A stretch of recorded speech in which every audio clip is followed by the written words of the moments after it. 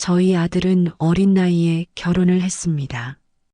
아직 대학도 마치지 못한 나이에 혼전 임신이라는 무거운 상황이 닥쳐버렸기 때문이었죠. 그 소식을 처음 들었을 때 제 머릿속은 하얘졌습니다. 뭐라고? 임신? 아들의 떨리는 목소리를 들으며 저는 어찌할 바를 몰랐습니다.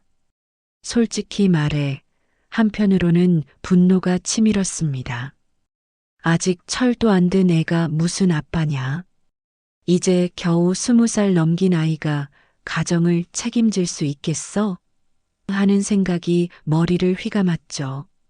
하지만 동시에 뱃속에 이미 생명이 자라고 있다는 사실 앞에서 저는 말문이 막혔습니다. 제가 다그쳤습니다. 너 아직 준비도 안 됐잖아.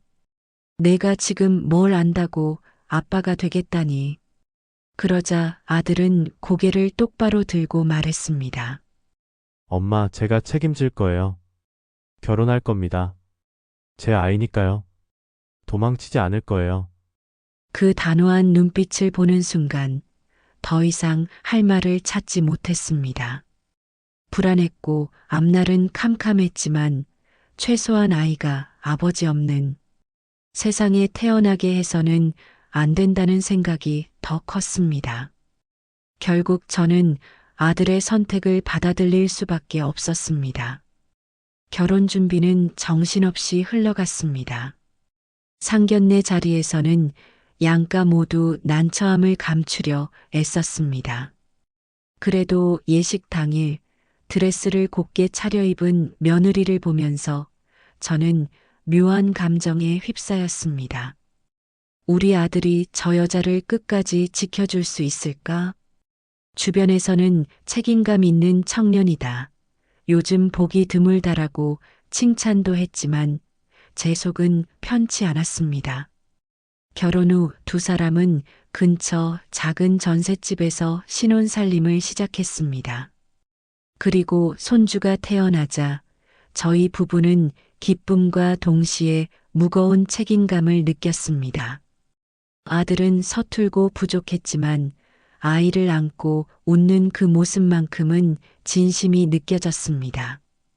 아기의 작은 손을 꼭 잡으며 엄마, 이렇게 작은데도 제 손가락을 잡네요. 라고 말하던 아들의 눈빛에는 확실히 아버지의 기운이 담겨 있었습니다. 그 순간 저는 속으로 다짐했습니다. 그래, 이제 우리가 도와야지. 저 애들이 넘어지지 않도록 뒷받침해줘야지. 하지만 어린 두 사람이 꾸리는 가정은 늘 평탄할 수 없었습니다.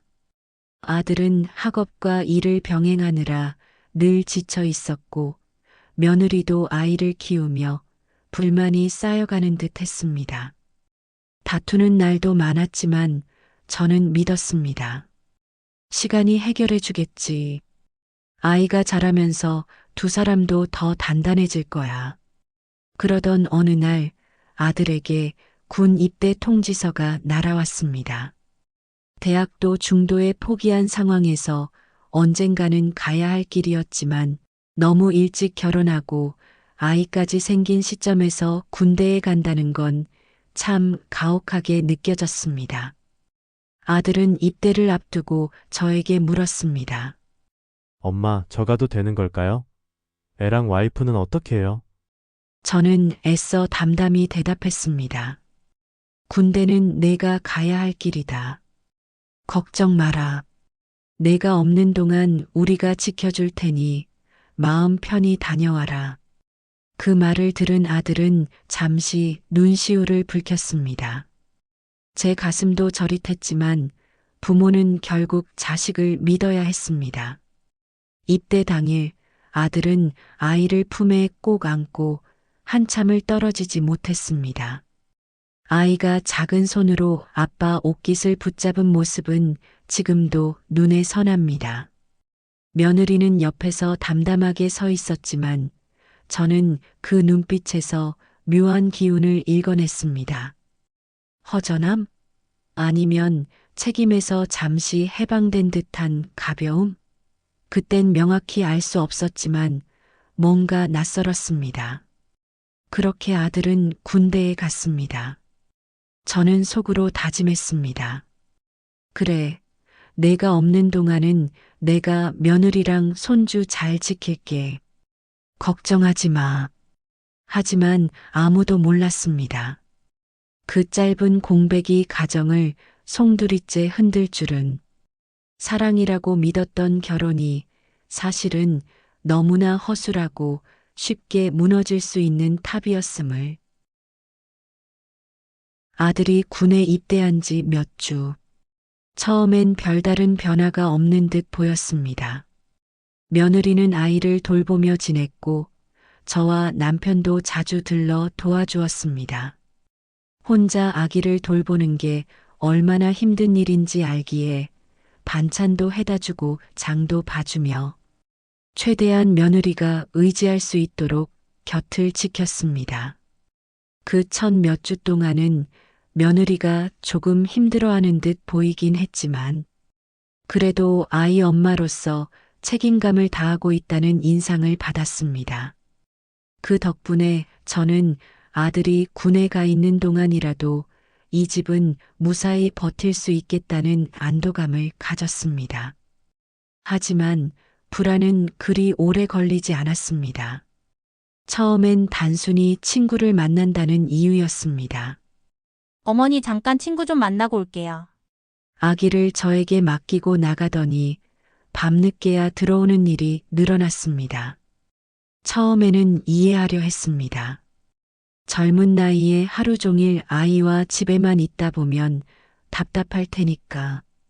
하지만 그런 일이 잦아지자 저는 점점 마음이 무거워졌습니다. 또 한 가지 이상했던 건 휴대폰이었습니다. 예전엔 아무데나 툭 던져놓고 다니던 며느리가 어느 순간부터는 항상 손에 꼭 쥐고 다녔습니다. 심지어 화장실에 갈 때도 들고 들어갔습니다. 아기가 울어도 휴대폰을 먼저 확인하는 모습은 제 눈에 크게 박혔습니다. 요즘 왜 그렇게 휴대폰에만 붙어 있어? 아들 편지가 온 거야? 제가 조심스럽게 묻자 며느리는 순간 움찔하더니 억지 웃음을 지었습니다. 아, 그냥요. 심심해서 이것저것 보고 그래요. 그 대답이 저를 더 불안하게 했습니다. 아들 소식을 기다리는 모습이 아니라 무언가를 감추는 듯한 태도였으니까요. 며느리는 점점 달라졌습니다. 예전엔 웃음이 많았는데 집에서는 점점 말수가 줄어들고 멍하니 앉아 있는 시간이 많아졌습니다. 특히 제가 아들 이야기를 꺼내면 며느리의 표정은 눈에 띄게 굳었습니다. 이번 주에 군 편지 올 거야. 너랑 아이랑 사진 찍어서 보내주면 아들이 참 좋아하겠다. 그러면 며느리는 시선을 피하며 말했습니다. 애 키우느라 사진 찍을 여유도 없어요. 그 말은 그럴듯했지만 정작 말투에는 아들을 향한 애정이 전혀 담겨 있지 않았습니다. 어느 날 밤 아이가 울어 며느리 방에 갔습니다. 그런데 문틈 사이로 빛이 새어나와 이상한 기분이 들어 조심스레 들어갔습니다. 며느리는 깜짝 놀라더니 허둥지둥 휴대폰을 이불 속에 감추었습니다. 뭐하니? 제가 물었죠. 아, 그냥 영상 보고 있었어요. 스트레스 받아서 잠깐. 저는 그때 더 묻지 않았습니다. 하지만 직감적으로 알았습니다. 그건 영상이 아니라 누군가와 메시지를 주고받던 것이었다는 걸. 며칠 후 동네 이웃이 저를 붙잡고 조심스레 말했습니다. 저기 괜한 말씀드리기 뭐하지만 요즘 며느리분이 젊은 남자랑 함께 있는 걸 본 것 같아요. 그 순간 제 머릿속이 새하얘졌습니다. 설마 아직 아들이 간 지 몇 달도 안 됐는데? 저는 억지로 미소를 지으며 아닐 거예요라고 답했지만 그날부터 제 가슴 속에는 커다란 돌덩이가 내려앉았습니다. 그 무렵 아들이 군에서 전화를 걸어왔습니다. 엄마, 다들 잘 지내요? 아기는요? 그 목소리는 여전히 어린 티가 났지만 가족을 향한 그리움으로 가득 차 있었습니다. 저는 가능한 한 밝게 대답했습니다. 응, 다 잘 지내. 내 아들도 무럭무럭 크고 있어. 며느리도 잘 버티고 있어. 그런데 그때 며느리가 제 옆에서 손사래를 치며 속삭였습니다. 어머니, 저 바빠서요. 통화 오래 못해요. 아들은 이상한 기운을 눈치챘는지 물었습니다. 엄마, 아내 목소리가 좀 이상한데요? 저는 순간 말이 막혔습니다. 아들에게 진실을 말할 수도 없고 거짓말을 할 수도 없었습니다. 결국 억지로 웃으며 말했습니다. 아니야, 내가 걱정해서 그렇지. 여기 다 괜찮아. 하지만 전화를 끊고 난 뒤 제 마음은 무겁게 가라앉았습니다. 그때부터 저는 며느리를 더 예리하게 지켜보았습니다. 며느리는 여전히 늦게 귀가했고 아이는 점점 저희에게 맡겨지는 시간이 늘어났습니다. 집에 돌아와도 늘 휴대폰만 붙잡고 있었습니다. 저는 남편에게 조심스레 말했습니다. 여보, 혹시 우리 며느리 뭔가 있는 거 아닐까? 남편은 처음엔 펄쩍 뛰었습니다. 그런 소리 마. 며느리가 얼마나 힘든데 잠깐 외출하는 걸 왜 그렇게 의심해? 하지만 저는 단호했습니다. 그게 단순한 외출이면 다행인데 느낌이 좋지 않아. 결국 남편도 고개를 떨구며 말했습니다. 사실 나도 요즘 뭔가 이상하다고 느껴. 그제야 우리는 며느리의 변화를 인정할 수밖에 없었습니다. 늦은 귀가, 숨기는 휴대폰, 아들 전화를 피하는 태도, 이웃의 증언까지 아들이 없는 동안 며느리의 마음이 크게 흔들리고 있다는 사실이 서서히 드러나고 있었습니다. 그날 밤 저는 잠든 아이 옆에서 깊은 한숨을 내쉬었습니다. 이대로 두면 우리 아들의 가정이 무너질지도 모르겠다. 아들이 군에 입대한 지 2달 남짓 지났을 무렵이었습니다. 처음 한 달 동안은 며느리도 아이 곁을 잘 지키며 지내는 듯 보였습니다. 저희 부부가 자주 반찬을 해주고 장을 봐주러 가면 고맙다고 하면서 밝은 표정을 지으려 노력했지요. 하지만 2번째 달이 지나면서부터 며느리의 태도는 눈에 띄게 변했습니다. 며느리는 늘 휴대폰을 손에 쥐고 다녔습니다. 전에는 부엌 일을 하다가도 아기를 안아 달래다가도 휴대폰을 거실 테이블 위에 툭 던져두곤 했는데 이젠 화장실을 갈 때조차 꼭 들고 들어갔습니다. 처음엔 아들이 보낸 편지나 군대 소식 때문에 그러려니 했습니다. 하지만 시간이 지나면서 그 손길이 절박하리만치 집착처럼 보였습니다. 특히 제가 무심코 아들이 편지를 또 썼나 보지 하고 물으면 며느리는 순간 움찔하며 어색한 웃음을 지었습니다. 그냥요, 심심해서 이것저것 보고 그래요. 대답은 늘 같았지만 그 눈빛에는 뭔가 감추려는 기색이 역력했습니다. 처음엔 1~2번이었습니다. 친구네 집에 갔다 올게요. 하고는 아이를 저희에게 맡기고 저녁에 나갔다가 밤늦게 들어왔습니다. 젊은 나이에 아이를 키우다 보면 답답할 테니 친구를 만나는 것 정도는 이해할 수 있었습니다. 그런데 그런 일이 일주일에 2번, 3번 나중에는 거의 매일 밤이 되다시피 했습니다. 금방 다녀오겠다 하고는 자정이 넘어 돌아오곤 했습니다.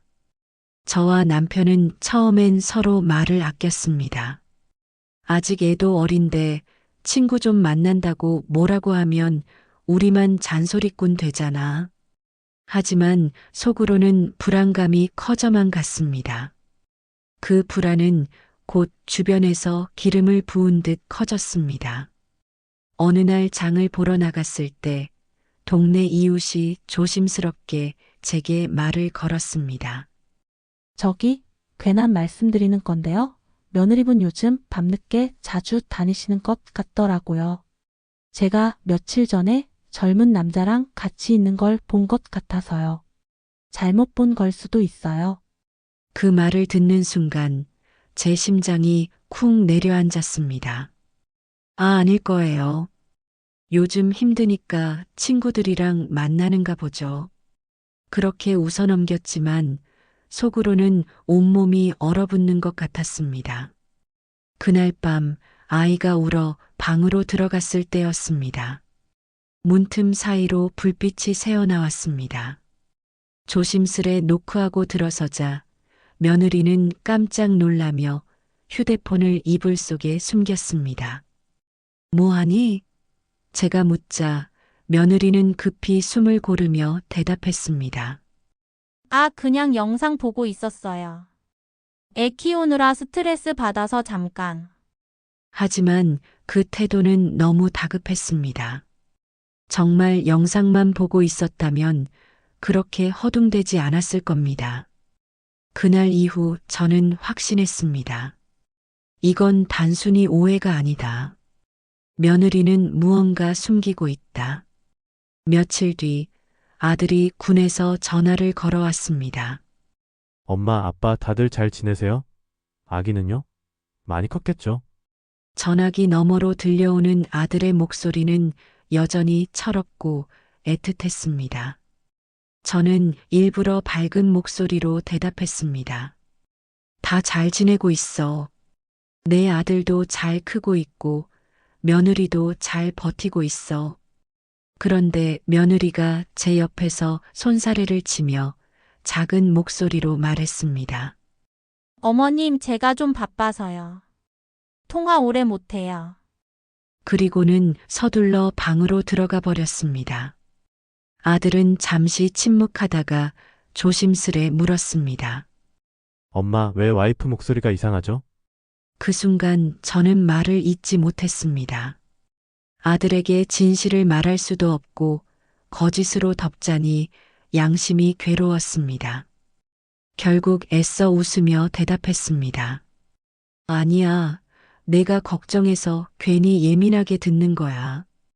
다 괜찮아. 하지만 전화를 끊고 나니 가슴이 먹먹하게 무너져 내렸습니다. 아들이 그토록 믿고 떠난 가정이 벌써 흔들리고 있다는 사실을 어떻게 전해야 할까요? 그날 밤 저는 남편에게 털어놓았습니다. 여보, 우리 며느리 요즘 이상하지 않아? 나만 그렇게 느끼는 게 아니지? 남편은 한숨을 길게 내쉬더니 대답했습니다. 나도 알아. 괜히 당신만 걱정할까봐 말 안 했는데 요즘 귀가 시간도 늦고 아이 맡겨두고 외출하는 게 심상치 않아 보여. 저희 부부는 깊은 침묵 속에 서로를 바라봤습니다. 혹시나 했던 의심이 이제는 서로의 입에서 확신처럼 튀어나오자 더는 외면할 수 없었습니다. 여보, 이거 그냥 두면 안 되겠어. 우리 아들이 군대에서 피땀 흘리며 버티고 있는데 집은 이렇게 무너져가면 안 되지 않나? 그날 이후 저희는 며느리를 지켜보기 시작했습니다. 단순한 오해인지 아니면 진짜 배신의 그림자인지 반드시 밝혀야 했습니다. 그날 밤 아이는 저희 집에서 곤히 잠들어 있었습니다. 작은 숨소리가 평화롭게 들려왔지만 제 마음은 전혀 평화롭지 않았습니다. 눈을 감을수록 며느리의 어색한 눈빛, 이웃의 말, 아들의 의심스러운 질문이 떠올랐습니다. 우리 아들 너는 지금 나라를 지키겠다고 청춘을 바치고 있는데 내 아내는 무슨 생각을 하고 있는 걸까? 정말로 내가 떠난 이 틈을 못 견디고 다른 남자를 만나는 걸까? 아니길 바란다. 제발 아니기를. 그렇게 저는 밤새 뒤척이며 천장을 바라보았습니다. 마음속에서는 점점 더 커져가는 불안이 파도처럼 밀려들었습니다.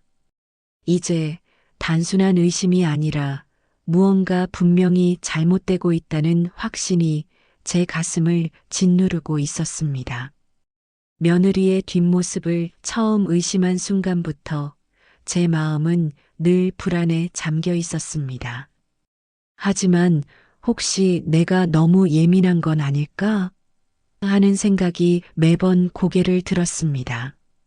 아들은 군대에 가 있고 저는 며느리와 손주를 돌보며 하루하루를 버티고 있었죠. 괜히 제가 오해해서 집안을 흔들면 안 된다는 생각이 강했습니다. 하지만 의심은 작은 균열처럼 번져가며 저를 괴롭혔습니다. 며느리의 휴대전화가 가장 큰 단서였습니다. 보통 집에 있으면 거실에 두고 움직였는데 어느 순간부터는 화장실을 갈 때도 베란다에 나갈 때도 심지어 빨래를 널러 나갈 때조차 꼭 휴대전화를 들고 다니는 겁니다. 처음엔 요즘 젊은 사람들은 다 저러지 하고 넘겼습니다. 하지만 하루는 제가 부엌에서 설거지를 하던 중이었어요. 며느리가 전화를 받더니 갑자기 제 방 앞으로 슬그머니 가더니 문을 꼭 닫고 속삭이듯 이야기를 이어갔습니다. 그때 들려온 웃음소리가 유난히 밝았습니다. 제가 들어가려 하자 그녀는 화들짝 놀란 얼굴로 전화를 끊어버렸습니다. 그리고는 아무렇지 않은 척 친구랑 얘기 좀 했어요라며 웃어 보였죠. 하지만 제 눈에는 그 웃음이 부자연스럽게만 보였습니다. 저는 의심을 꾹 눌러 담고 더 지켜보기로 했습니다. 괜히 증거도 없이 아들에게 이야기했다가는 엄마가 며느리를 못마땅해 한다는 오해만 살 것 같았으니까요. 며느리는 점점 외출이 잦아졌습니다. 처음에는 마트에 다녀오겠다, 친구가 아프다 해서 잠깐 들렀다 오겠다 하더니 어느 순간부터는 이유조차 흐릿해졌습니다. 그냥 잠깐 다녀올게요라는 말만 남기고 한두 시간이 훌쩍 지나야 돌아왔습니다. 문제는 그 시간 동안 손주는 늘 제 품에 맡겨진다는 것이었습니다. 손주가 낮잠을 자고 있는 동안 저는 조심스레 며느리의 방을 둘러봤습니다. 제 마음 한켠은 혹시 내가 나쁜 짓을 하는 건 아닐까 하면서도 진실을 알아야 한다는 생각에 발걸음을 멈출 수 없었습니다. 방 안은 평소처럼 깔끔했지만 옷장 속에서 제가 낯선 남성용 향수 냄새를 맡았습니다. 아들이 쓰던 것도 우리 집에 있던 것도 아닌 향기였습니다. 순간 심장이 쿵 내려앉는 듯 했습니다. 며느리의 노트북도 눈에 들어왔습니다. 하지만 비밀번호가 걸려 있었고 제가 손댈 수는 없었습니다. 다만 쓰레기통을 정리하다가 본 이상한 영수증 한 장이 기억납니다. 호텔 이름이 찍혀 있었고 결제는 카드가 아닌 현금으로 되어 있었습니다. 저는 그 영수증을 슬그머니 주머니에 넣었습니다. 그날 밤 잠이 오지 않았습니다. 곁에서 천사처럼 자는 손주의 얼굴을 바라보며 눈물이 왈칵 쏟아졌습니다. 이 아이가 무슨 죄가 있나, 아빠는 나라 지키러 나가 있고 엄마는 다른 남자와. 생각만으로도 가슴이 찢어질 듯 아팠습니다. 하지만 당장 아들에게 알릴 수는 없었습니다. 그는 지금도 훈련과 업무로 정신이 없을 텐데 이런 소식을 들으면 제대로 버틸 수 있을까요? 혹여 극단적인 생각이라도 하게 될까 두려웠습니다. 며칠 후 저는 일부러 며느리에게 내일은 내가 친구 만나러 잠깐 나가야겠다고 말했습니다. 그러자 며느리의 눈빛이 반짝이는 걸 놓치지 않았습니다. 마치 기다렸다는 듯한 표정이었죠. 다음 날 저는 집을 나서는 척하다가 근처 카페에 숨어 있었습니다. 2시간이 지나자 며느리가 차림새를 고치고 손에 작은 가방을 들고 나오는 것이 보였습니다. 그녀는 택시를 잡아탔습니다. 저는 떨리는 손으로 뒷차를 붙잡고 따라가 달라고 부탁했습니다. 그렇게 도착한 곳은 제가 미처 상상하지 못했던 장소였습니다. 도심 외곽의 한 모텔. 며느리는 주저하지 않고 안으로 들어갔습니다. 제 눈앞이 캄캄해졌습니다. 지금 당장 달려가고 싶은 마음을 억지로 누르며 손에 쥔 휴대전화로 그 장면을 찍었습니다. 저는 돌아오는 길 내내 울었습니다. 혹시 내가 착각한 건 아닐까? 그냥 친구를 만난 걸까? 수많은 변명을 스스로 만들어 보았지만 눈앞의 현실은 달라지지 않았습니다. 며느리가 제 아들을 두고 다른 남자와 어울리고 있다는 건 부정할 수 없는 사실이었습니다. 그날 이후 저는 며느리를 대하는 태도를 완전히 바꿨습니다. 아무렇지 않은 척 평소처럼 손주를 돌봐주고 웃으며 대화했습니다. 하지만 속으로는 증거를 모으기 시작했습니다. CCTV가 있는 골목길을 확인했고 쓰레기통에서 영수증을 챙겼고 가능하다면 그녀의 동선을 눈여겨봤습니다. 며느리는 점점 대담해졌습니다. 예전에는 눈치를 보던 기색이 있었는데 이제는 아예 늦게 들어와도 당당했습니다. 엄마, 친구랑 얘기하다 보니 늦었네요 하며 태연하게 웃었습니다. 저는 속으로 치를 떨며 그 순간조차 사진으로 남겨두었습니다. 며느리의 외출을 뒤따라가 모텔 앞에서 그녀의 뒷모습을 보았던 그날. 이후 제 안의 불안은 더 이상 의심이 아니었습니다. 그것은 분명한 확신이었습니다. 하지만 확신을 한다고 해서 제 마음이 조금이라도 가벼워진 건 아니었습니다. 오히려 그날부터 매일이 지옥 같았습니다. 저는 손주를 재워놓고 밤마다 멍하니 천장을 바라보며 생각했습니다. 이 사실을 당장 아들에게 알려야 하나? 아니면 군 생활이 끝날 때까지 기다려야 하나? 손주는 어떻게 해야 하나? 머릿속은 끝없는 수렁이었고 제 몸은 날마다 지쳐갔습니다. 며느리와 마주 앉아 밥을 먹을 때도 그녀의 숟가락질 하나하나가 가식처럼 보였습니다. 엄마, 오늘 반찬 진짜 맛있어요. 그녀가 웃으며 말할 때마다 저는 속으로 피가 거꾸로 솟는 기분이었습니다. 다른 남자와 어울리며 집에서는 태연하게 이런 말을 할 수 있다니. 며느리의 외출은 점점 잦아졌습니다. 일주일에 한두 번이던 것이 어느새 거의 매일이 되었습니다. 저는 이제 그녀가 현관문을 열 때마다 귀를 기울였습니다. 핸드폰이 울리면 곧장 방문을 닫고 수군거리는 목소리. 낮에는 마트에 다녀온다는 말로 집을 비우고 저녁에는 친구랑 술 한잔 한다며 늦게 들어오는 패턴. 저는 본격적으로 기록을 남기기 시작했습니다.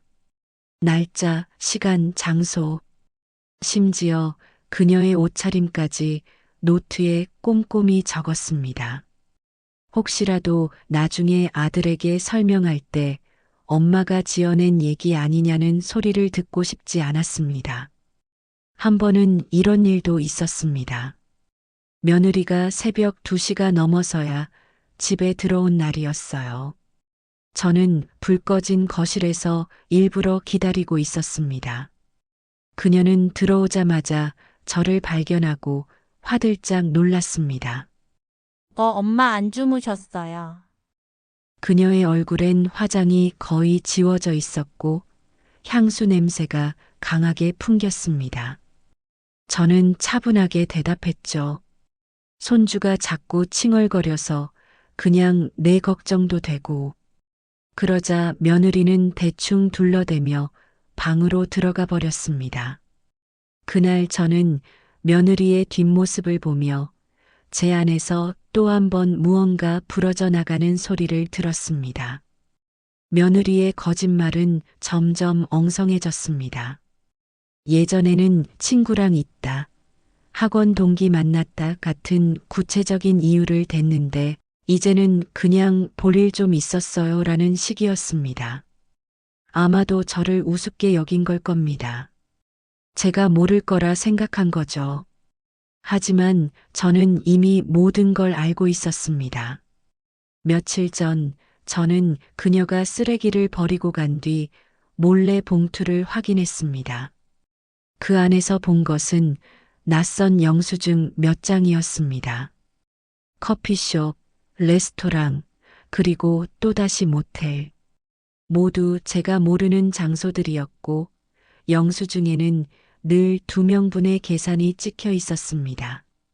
그 증거들을 저는 작은 상자에 차곡차곡 모아두었습니다. 마치 제 가슴 속에 쌓이는 분노와 같았습니다. 어느 날 저는 큰 결심을 하고 며느리의 뒤를 밟았습니다. 손주는 지인에게 잠시 맡겨두고 일부러 멀찍이 떨어져서 그녀의 발걸음을 따라갔습니다. 그녀는 차를 타지 않고 지하철을 이용했습니다. 저는 같은 칸에 타되 최대한 멀리 앉아 눈치를 보지 않으려 애썼습니다. 며느리는 이어폰을 꽂은 채 종종 미소를 지었습니다. 마치 누군가와 메시지를 주고받는 듯 했습니다. 그리고 결국 도착한 곳은 또 다른 모텔 골목이었습니다. 그곳에서 한 남자가 그녀를 기다리고 있었습니다. 멀리서 봐도 낯선 사람이었고 두 사람은 반가움이 묻어나는 얼굴로 서로를 껴안았습니다. 그 장면을 본 순간 저는 도저히 눈을 뜨고 있을 수가 없었습니다. 숨이 막혀와 골목 모퉁이에 주저앉을 뻔했습니다. 제 눈물이 앞을 가렸고 손은 덜덜 떨렸습니다. 하지만 휴대전화를 꺼내 그 모습을 찍었습니다. 이제 더 이상 의심이 아니라 명백한 현실이라는 걸 기록으로 남기기 위해서였습니다. 집으로 돌아온 뒤 저는 거울 앞에 섰습니다. 제 얼굴은 몇 년은 늙은 듯 지쳐 있었습니다. 어쩌다 이렇게 되었을까? 저는 중얼거렸습니다. 아들을 군에 보낼 때만 해도 든든한 며느리와 귀여운 손주가 있어 위안이 되었는데 이제는 그 모든 것이 거짓된 무대처럼 느껴졌습니다. 아들에게 이 사실을 어떻게 전해야 할까? 매일 고민했지만 쉽게 답이 나오지 않았습니다. 아들은 순박하고 책임감 강한 아이입니다. 군대에서조차 늘 집을 걱정하는 아들이었죠. 그런 아들에게 며느리의 배신을 알리면 그 아이는 어떻게 될까요? 훈련 도중 멘탈이 무너져 큰일이라도 나는 건 아닐까? 저는 그 두려움에 입을 열 수 없었습니다. 그러면서도 한편으론 생각했습니다. 내가 지금 아무 말도 하지 않으면 며느리의 배신은 더 대담해지고 결국 아들이 제대한 후 돌이킬 수 없는 상처만 남을 것이다. 저는 더 이상 미룰 수 없다고 느꼈습니다. 그날 밤 저는 며느리가 잠든 뒤 조용히 거실로 나왔습니다. 그리고 상자를 열어 그동안 모아둔 모든 증거들을 하나하나 펼쳐봤습니다. 영수증, 사진, 시간 기록. 모두 제 손으로 적고 모은 것들이었습니다. 손끝이 떨렸습니다. 이 작은 종이 조각들이 제 아들의 인생을 송두리째 흔들어 놓을 것이라는 사실이 무겁게 다가왔습니다. 하지만 동시에 저는 제 아들을 지켜야 한다는 결심도 굳어졌습니다. 며느리를 더 이상 지켜볼 수는 없었습니다. 저는 다짐했습니다. 이제는 행동해야 한다. 숨기고 피한다고 해서 진실이 사라지는 건 아니니까. 이렇게 해서 제 의심은 완전한 확신으로 바뀌었습니다. 그리고 저는 이제 며느리의 배신을 어떻게 드러낼지 그 방법을 고민하기 시작했습니다. 그날 이후 저는 평범한 어머니가 아니었습니다. 제 아들을 위해 며느리의 두 얼굴을 세상에 드러낼 준비를 하는 증거 수집자이자 폭로자가 되어 있었습니다. 며느리와 같은 집에 살면서 저는 낮에는 아무렇지 않은 듯 행동했습니다. 손주를 안고 자장가를 불러주며 며느리와 함께 식탁에 앉아 밥을 먹으며 심지어 며느리의 말에 고개를 끄덕이기도 했습니다. 하지만 제 속은 이미 칼날처럼 날카롭게 서 있었습니다. 웃어라 그래. 얼마 남지 않았다. 내가 저지른 짓 결국 내 발목을 잡을 테니까. 저는 며느리의 모든 일상을 기록했습니다. 외출 시간, 귀가 시간, 입었던 옷, 손에 들린 가방, 심지어 그녀가 들여보는 시선의 방향까지. 며느리가 잠들면 저는 조용히 쓰레기통을 뒤졌습니다. 구겨진 영수증, 이름 모를 남성과 주고받은 쪽지 같은 것들이 드러났습니다. 어느 날은 며느리의 핸드폰 알림이 잠깐 켜진 걸 우연히 보게 됐습니다. 자기야, 오늘도 보고 싶다. 그 짧은 문장 하나가 제 가슴을 찢어 놓았습니다. 저는 핸드폰을 들여다본 게 아니라 그저 테이블 위에 놓인 화면이 스스로 켜졌을 뿐이었는데도 제 손이 떨리고 땀이 솟구쳤습니다. 그 순간 저는 다짐했습니다. 이제는 단순히 기록으로는 부족하다. 증거를 모아야 한다. 확실한, 변명할 수 없는 증거. 혼자서는 힘들 거라 생각한 저는 남편과 상의했습니다. 처음에는 남편도 믿지 않았습니다. 여보, 설마의 엄마가 그런 짓을 했겠어? 혹시 우리가 괜히 의심하는 거 아냐? 저는 준비해둔 사진들을 하나씩 꺼내 보였습니다. 모텔 앞에서 며느리와 남자가 만나는 모습, 서로 웃으며 팔짱을 끼는 모습. 남편은 그 사진을 보는 순간 입술을 굳게 다물었습니다. 말없이 눈을 감고 고개를 숙이더니 손으로 얼굴을 감쌌습니다. 한참 후 그가 내뱉은 말은 단호했습니다. 우리 아들 이렇게 속을 수는 없어. 지옥을 살더라도 진실은 알아야 해. 그날부터 남편도 저의 협조자가 되었습니다. 저희 둘은 마치 형사처럼 움직였습니다. 남편은 멀리서 며느리를 미행했고 저는 집에서 그녀의 물건들을 살폈습니다. 서로의 정보를 맞춰보며 퍼즐을 완성해 나갔습니다. 하지만 이 위험한 게임은 늘 들킬 위험이 있었습니다. 한 번은 며느리가 제 방문을 열며 말했습니다. 엄마 요즘 무슨 일 있으세요? 자꾸 저만 보면 한숨 쉬시고. 그녀의 눈빛은 날카로웠습니다. 순간 제 심장이 멎는 듯 했습니다. 혹시 우리가 뭔가 눈치채고 있는 걸 알아챈 건 아닐까? 저는 최대한 태연한 척 웃었습니다. 아니야, 그냥 내가 힘들어 보여서 그래. 젊은 나이에 애 키우느라 고생이지. 그 말에 며느리는 순간 눈치를 보는 듯 하다가 다시 웃으며 고개를 끄덕였습니다.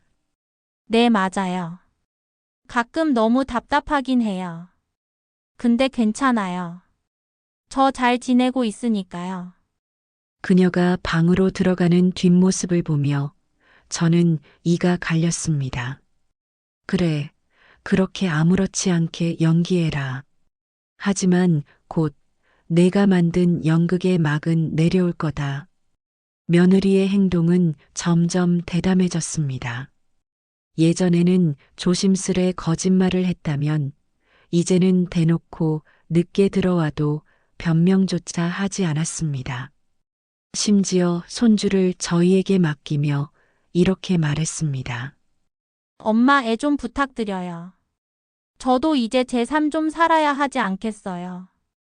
그 순간 저는 숨이 턱 막혔습니다. 내 상? 결혼이라는 건 서로의 삶을 합치는 건데 어떻게 저런 말을 태연히 할 수 있을까요?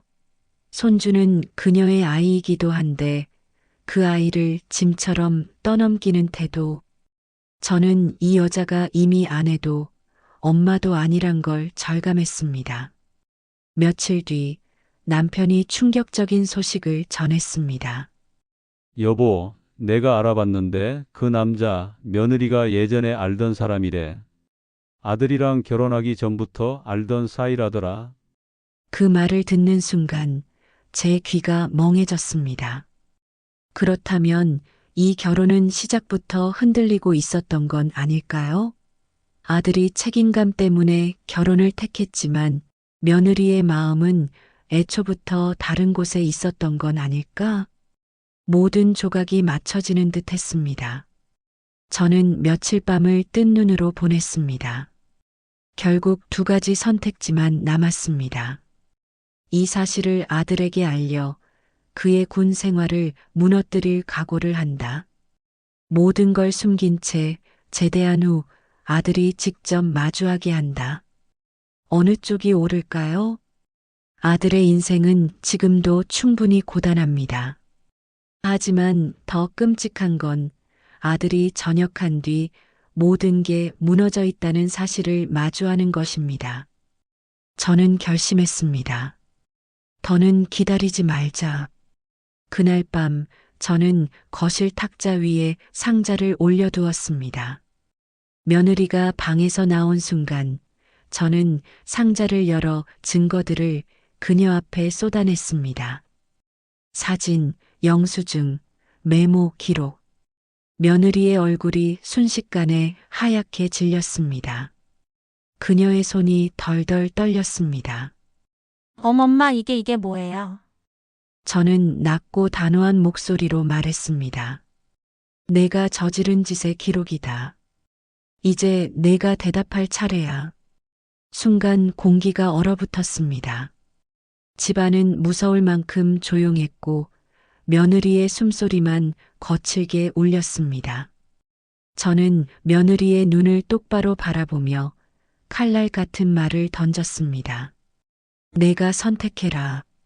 지금 당장 아들에게 모든 걸 고백하든지 아니면 내가 직접 전화를 걸어 말하든지. 거실 한가운데 증거가 흩뿌려진 탁자를 사이에 두고 우리는 마주 앉아 있었습니다. 사진, 영수증, 메모. 그 모든 조각들이 그녀의 배신을 말해주고 있었죠. 며느리는 한참 동안 아무 말도 하지 못했습니다. 얼굴이 창백해지더니 눈동자가 이리저리 흔들렸습니다. 그러다 이내 짧게 숨을 몰아쉬더니 마치 무언가를 결심한 듯 고개를 들었습니다. 엄마 이거 도대체 왜 이렇게까지 하시는 거예요? 그녀의 목소리는 떨리지 않았습니다. 오히려 저를 향해 따져 묻는 뻔뻔함이 섞여 있었습니다. 저는 차갑게 웃었습니다. 왜? 내가 한 짓이 부끄럽지 않아서?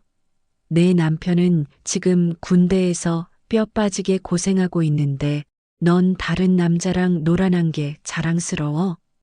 그러자 며느리의 눈빛이 돌변했습니다. 입술을 꽉 깨물던 그녀는 오히려 어깨를 쫙 펴더니 단호하게 말했습니다. 저라고 아직 젊은데 이렇게 애 키우고 집에 갇혀 사는 게 정상이에요. 제 인생은 없나요? 전 그냥 숨 쉬고 싶었을 뿐이에요. 순간 제 귀를 의심했습니다. 숨 쉬고 싶었다?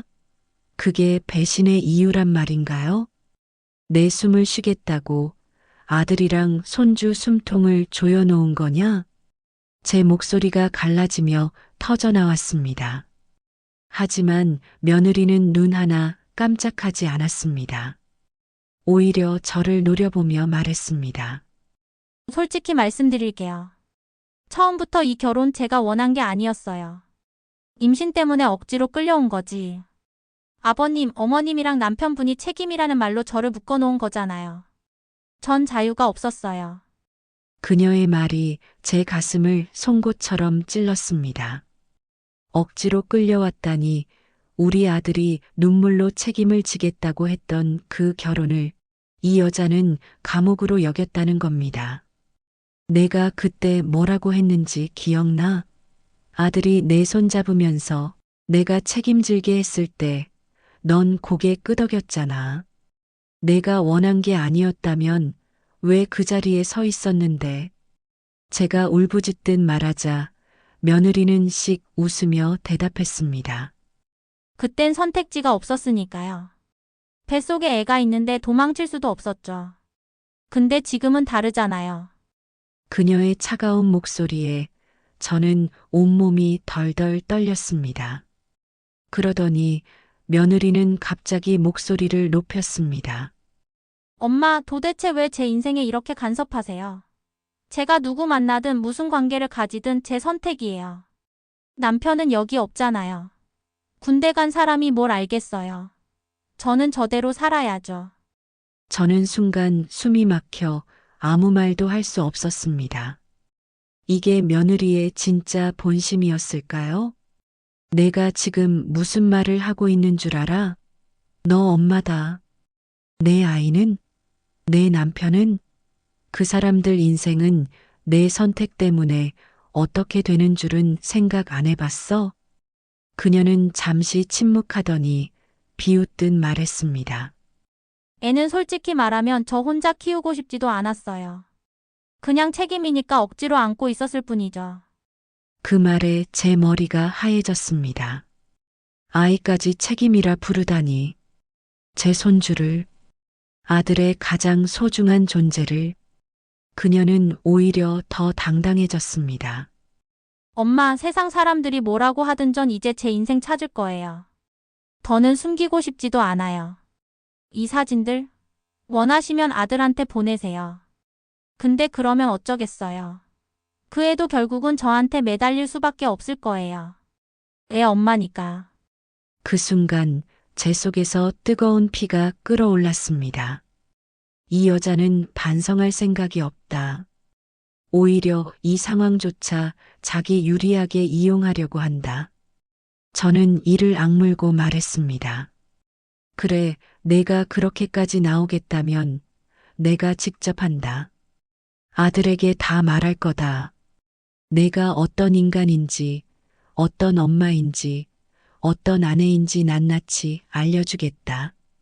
그러자 며느리가 벌떡 일어나더니 탁자를 손바닥으로 내리쳤습니다. 해보세요. 그래도 결국 저 없으면 아들은 어떻게 할 건데요? 군대에서 나와도 애는 제가 데리고 있을 거잖아요. 아들이 저를 버릴 수 있을까요? 절대 못 버려요. 그러니까 엄마가 뭐라 하든 상관없어요. 그녀의 고함이 거실을 뒤흔들었습니다. 손주가 놀라 울음을 터뜨렸습니다. 하지만 며느리는 그 울음조차 외면했습니다. 아이를 안아달래는 건 저였습니다. 아이가 제 품에서 흐느끼는 그 순간 저는 다짐했습니다. 이제는 숨길 필요도 기다릴 이유도 없다. 내 아들을 위해, 내 손주를 위해 반드시 이 여자의 가면을 벗겨야 한다. 거실은 이미 전쟁터였습니다.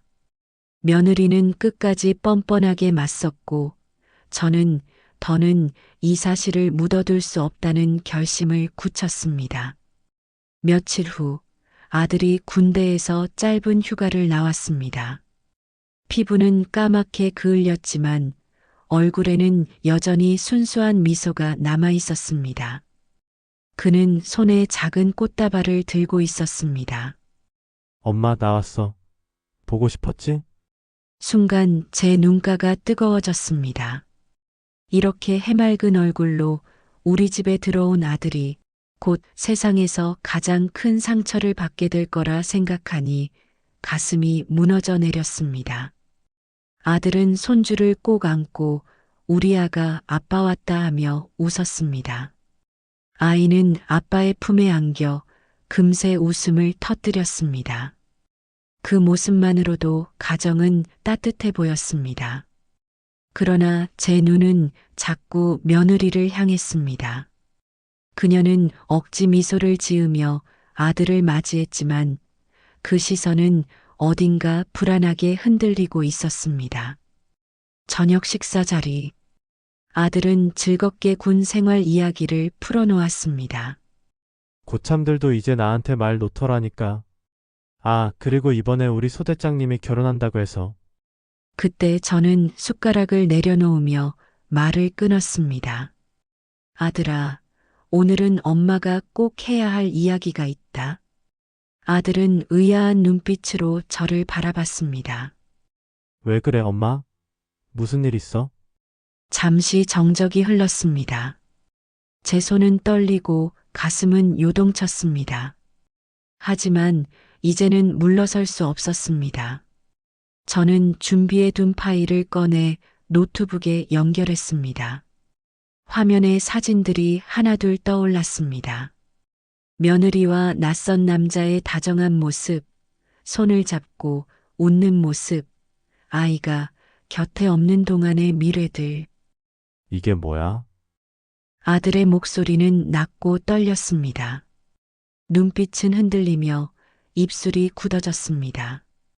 저는 차마 아들을 똑바로 보지 못했습니다. 대신 단호하게 말했습니다. 내 아내가 내가 없는 동안 이런 짓을 했다. 엄마는 끝까지 믿고 싶지 않았지만 눈으로 보고 말았다. 순간 아들의 손에서 젓가락이 떨어지며 바닥에 쨍그랑 소리가 났습니다. 그는 멍하니 화면을 바라보다가 천천히 고개를 들어 며느리를 쳐다봤습니다. 사실이야. 모두의 시선이 며느리에게 쏠렸습니다. 그녀는 잠시 굳어 있더니 이내 입술을 깨물며 말했습니다. 그래, 맞아. 하지만 그게 그렇게 큰 죄야. 난 너무 힘들었어. 애 키우면서 혼자 있으면서 남편은 곁에 없고. 나도 사람인데 위로받고 싶을 때가 있었어. 아들의 눈에서 눈물이 흘렀습니다. 너 우리 결혼할 때 뭐라고 했는지 기억 안 나? 나한테 평생 같이 가자고 했잖아. 내가 군대 가는 동안 기다려주겠다고 했잖아. 그러자 며느리는 오히려 목소리를 높였습니다. 그건 당신이 원한 약속이지 내가 원한 건 아니었어. 난 그냥 애 때문에 책임 때문에 묶여 있었던 거라고. 그녀의 말은 칼날처럼 아들의 가슴을 찔렀습니다. 아들은 고개를 숙이고 두 손으로 얼굴을 감쌌습니다. 그의 어깨는 격렬하게 흔들리고 있었습니다. 잠시 후 그는 손을 떨며 일어나더니 며느리를 바라봤습니다. 넌 내 아내도 우리 아이의 엄마도 자격 없어. 오늘부로 끝이다. 그 순간 며느리는 비명을 지르며 아들의 팔을 붙잡았습니다. 안 돼. 나 없으면 애는 어떻게 할 건데? 당신도 날 버릴 수 없어. 그러나 아들은 단호히 손을 뿌리쳤습니다. 애는 내가 지킬 거야. 하지만 넌 이제 이 집 사람이 아니야. 그 말과 함께 그녀의 얼굴은 새하얗게 질렸습니다.